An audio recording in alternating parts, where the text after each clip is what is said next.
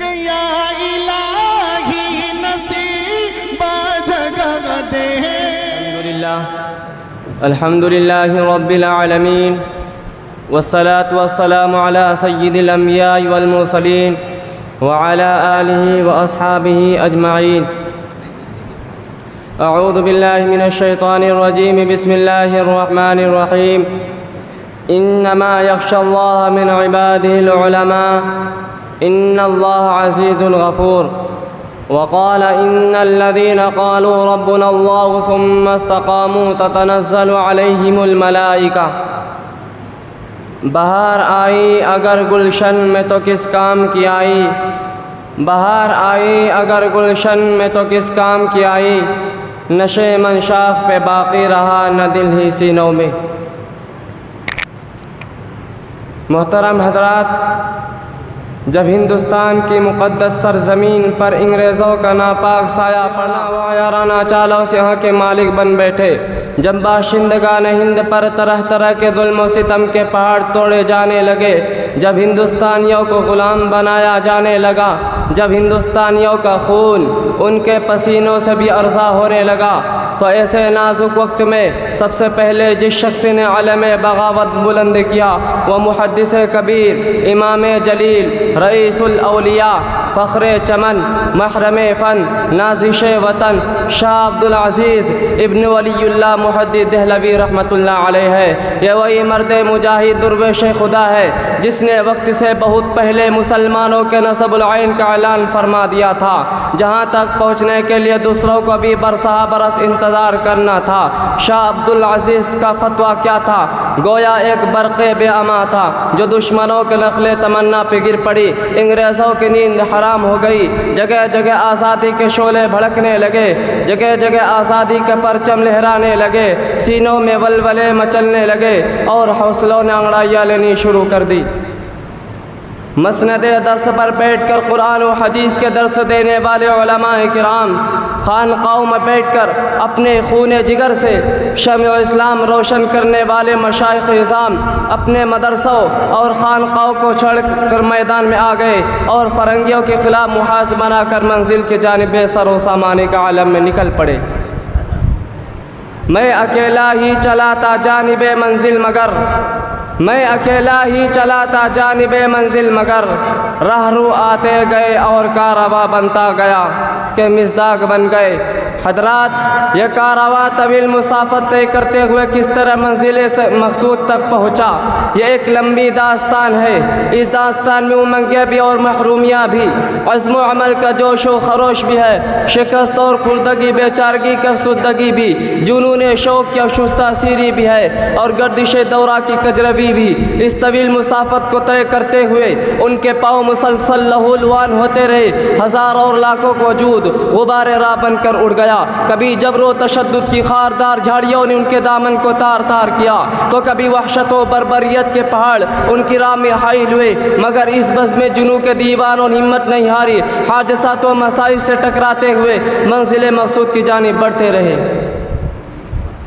راستے کی قربت و دوری سے بے فکر، طمانیت قلب و جگر سے مستغنی، پریشانی افکار کے حساسات سے بے نیاز، خطرات و وساوس کی گرفت سے بے پرواہ، منزل مقصود کی تلاش میں کبھی عرب و ترکی کے راہوں کو ناپتے ہیں، تو کبھی روس و افغان کی بادیے پیمائی کرتے ہیں، تو کبھی مالٹا کی کوٹھیوں میں قیام کرتے ہیں، تو کبھی عدالت کے کٹ گھڑے میں کھڑے ہو کر نغمہ آزادی سناتے ہیں، تو کبھی پھانسی کے پھندوں کو چوم کر منزل کا نشان پوچھتے ہیں، تو کبھی ریوالور کی لبلبی پر انگلی رکھ دیتے ہیں کہ شاید گولیوں کی سنسناٹی منزل کا پتہ بتا سکے۔ غرض کے ان دیوانوں نے راہ سے منزل تک پہنچنے کی کوشش کی اور پہنچ کر ہی دم لیا۔ تاریخ ہند ہم سے کہتی ہے، اس بزم جنوں کے دیوانے ہر راہ سے پہنچے محفل تک، اس بزم جنوں کے دیوانے ہر راہ سے پہنچے محفل تک، بےتابی ان کی عام ہوئی صحراؤں سے لے کر ساحل تک۔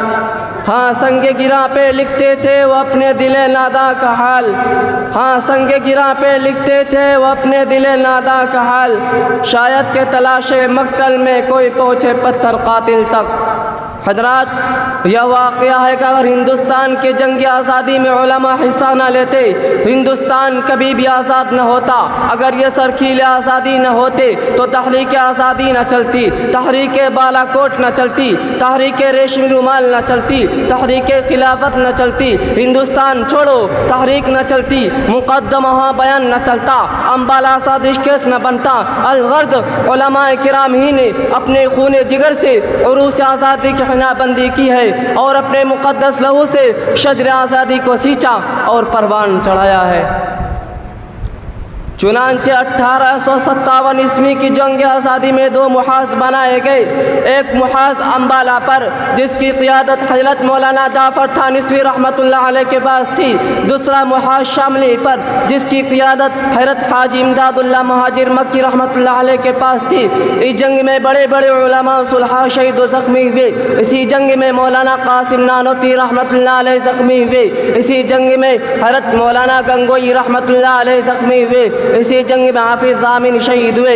اس 1857 عیسوی کی جنگ آزادی میں 2 لاکھ مسلمان شہید ہوئے, جن میں 51,500 علماء کرام تھے. صرف دہلی میں 500 علماء کو پھانسی کے پھندوں پر لٹکا دیا گیا.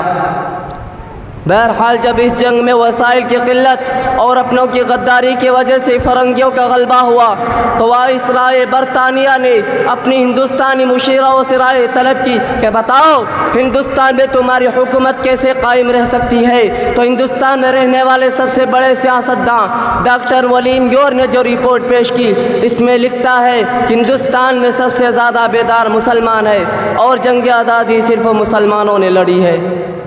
مسلمانوں میں جب تک جذبہ جہاد موجود ہے اس وقت تک ہم لوگ ان پر حکومت نہیں کر سکتے.